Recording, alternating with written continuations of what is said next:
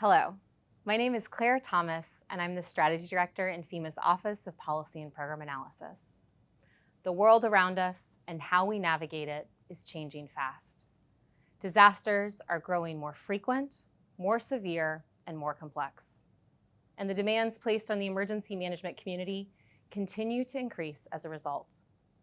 Today, I'm here to talk about FEMA's Strategic Foresight initiative. This is a tool we use to plan for the future, and our hope is that it will help you and your organization anticipate future possibilities and make better decisions. Strategic Foresight is a multidisciplinary approach to understanding the distant future so we can better navigate complexity and prepare for the unknown. And I want to be clear right up front. Foresight is not about projecting or predicting the future. It's about imagining many iterations of what the future might hold and considering potential challenges, risks, and opportunities that we might face. In the federal government, the Office of Management and Budget has outlined foresight as a critical component of strategic planning, noting that strategic foresight helps us shape our future as opposed to merely reacting to it. To begin imagining what the future might hold, it's helpful for us to take a look back, because how we understand the past informs how we think about the future. Our history is full of paradigm-shifting ideas and innovations, moments when one step forward changed our collective human experience. Moments like the invention of the printing press, the launch of the World Wide Web, or the release of the smartphone, all of which broadened our scope of communication and radically accelerated the pace of information sharing. Or moments like the first flight, or the first time a person walked on the moon, which forever changed our perception of the possible. Henry Ford famously reflected on the years leading up to the release of the automobile, saying, if he asked his customers what they'd wanted at the time, they would have asked him for faster horses. And even after the automobile was released, people predicted that global demand for cars would remain relatively small due to limited availability of chauffeurs. The point here is that imagination is perhaps our most critical tool in planning for the future. Time and again, history has demonstrated that the impossible becomes possible, the unachievable is exceeded, and the inconceivable becomes mundane. And the rate of these transitions is growing exponentially. Let's take a look back at that timeline I shared earlier for some perspective.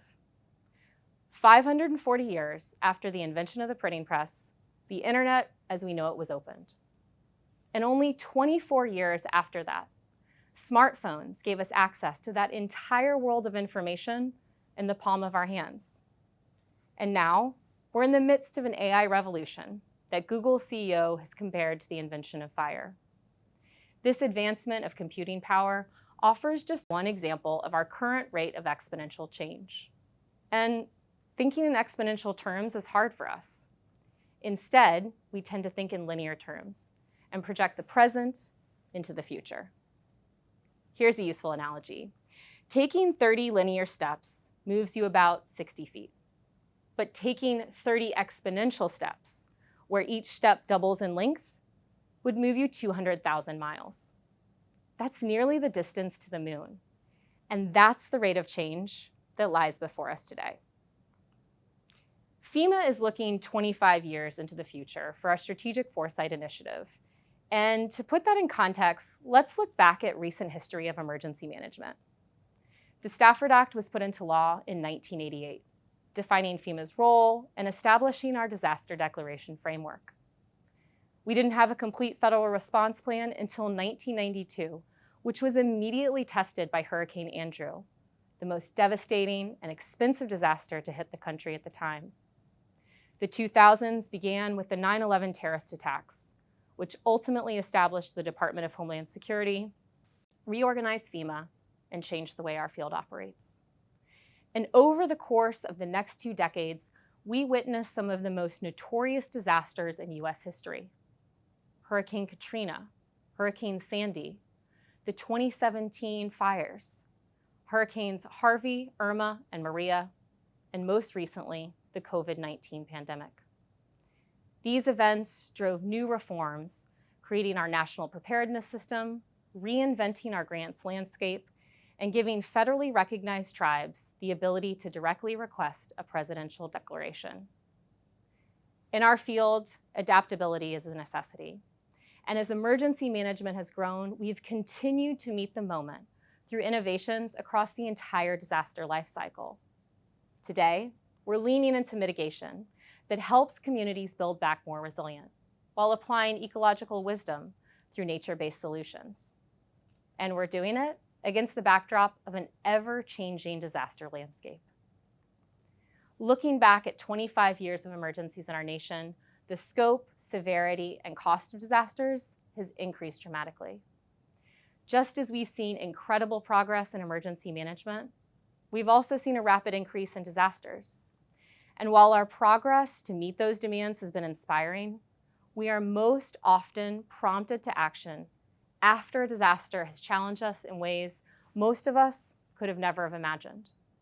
And ultimately, that's why we do this work, because foresight is a framework that can help us look to the future and guide us imagining what might become and how we might meet it. Foresight is often visualized as a cone of uncertainty, and this cone contains all the possible futures that we might experience. For FEMA's Strategic Foresight initiative, we're using 5 phases to explore this cone of uncertainty: framing, scanning, forecasting, workshopping, and reporting. Through framing, we identify the parameters of our Foresight initiative. What slice of the future do we care about, and how will it impact the way we deliver our mission? Framing involves defining the purpose, objectives, and priorities for using strategic foresight techniques, and sets the foundation for subsequent steps in the process. Scanning allows us to explore current trends and emerging issues by identifying drivers and signals. Drivers are underlying directions of change that will shape our future. They have roots in historical patterns, and they can move at different scales and speeds. Signals are early whispers of change. They're concrete indicators of drivers in action. They may be an emerging trend, a behavioral shift, or a specific technology. Let's look at some examples. Over the last decade, we've seen a major shift in how society understands world events. Drivers of this shift include the decline of print newspaper consumption, the rise of internet-based information distribution, and the public increasingly turning to social media for their news. We're seeing a transition from trusting institutions to trusting individual personalities. These drivers of change are illustrated through signals like the following. Gen Z is twice as likely to get their news from TikTok than the BBC. Fake news spreads up to 10 times faster than true reporting in the social media sphere. And the number of people who initially access news through a news website or a news app has dropped 10 points in the last 5 years. The next phase is forecasting. And our objective in forecasting is not to make predictions. Instead, we're using drivers and signals to create hypothetical, plausible futures. At FEMA, we developed 4 future scenarios for the emergency management landscape in 2050. And to forecast these scenarios, we started with 4 different climate projections. We then built out the scenarios with potential social, technological, economic, environmental, and political impacts. These scenarios help us imagine what the future might hold, creating worlds so that we can consider possible challenges and opportunities we might face.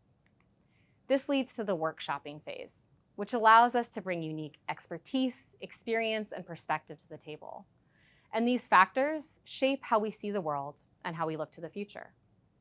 Our team ran a series of foresight workshops with FEMA leaders and emergency managers from across the nation. Through these workshops, we gathered data on our participants' biggest concerns, most anticipated developments, and highest priorities for the future. By being in conversation with each other, we push the limits of our own creativity, allowing us to better account for complexity and risk in our future planning. Finally, the reporting phase of the foresight framework. It's the so what. It's what we do with all the great information that we've gathered through framing, scanning, forecasting, and workshopping. We're analyzing this data to identify high-impact actions that FEMA can take to prepare our teams, the emergency management enterprise, and the communities we serve for what's ahead. We want to know what we can do today that will position us for success, regardless of what the future holds. We're using this wealth of knowledge to develop a strategic foresight report, which we'll share on FEMA.gov and will inform our next FEMA strategic plan. We've also assembled a foresight toolkit to provide organizations a starting place to build their own foresight capability. This toolkit is digitally available today on FEMA.gov. As you consider how to use strategic foresight in your own organization, I want to leave you with an insight from the 9/11 Commission that illustrates the importance of this work. In reviewing all of the actions that led to that day, the Commission reflected that the most important failure of government in connecting the dots and preventing the attacks was one of imagination. In our field, we're often focused on the disaster of the day, but as our world changes, it will be our role to imagine the hazards we'll face and how our nation will respond to them. With a keen eye towards all that is possible and some persistent optimism, we can shape the future we all want, a more resilient nation. We look forward to working with you.